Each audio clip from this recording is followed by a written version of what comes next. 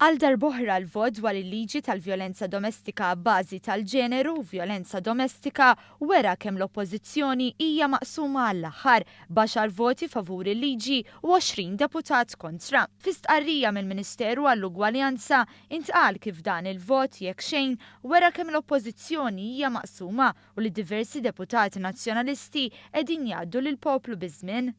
Dan kif għal darb'oħra l-Partit Nazzjonalista qiegħed jirrappreżenta l-politika tar-rigress li l-poplu diġà vvota darbtejn kontrija. Din il-liġi ser toffri aktar protezzjoni lill-vittma filwaqt li timponi sanzjonijiet fuq l-akkużat permezz ta' żieda fil-pieni marbuta ma' vjolenza u jissaħħaħ il-kunċett ta' danni morali apparti dak materjali fejn il-qorti tkun tista' tagħti rimedji aktar ġusti.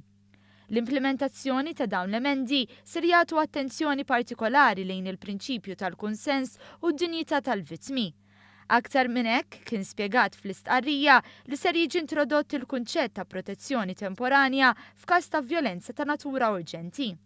Mill-enti legali ser jissaħħu definizzjonijiet relatati ma' vjolenza, fastidju u stupru sabiex tiżdied iċ-ċertezza legali.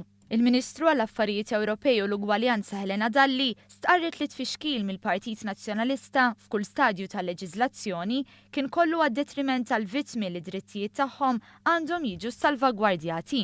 Intqal kif kontrarju għal qalajiet tal-Oppożizzjoni l-ebda tarbija mhux imwielda ma tilfetx dritt.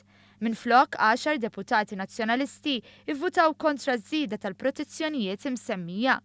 Il-Ministru Dalli temmet tajt li jekk il-Maltin kellhom bżonn ta' prova dwar kemm dan il-partit qed iħares lura flok il-qudiem, dan il-vot huwa prova tek.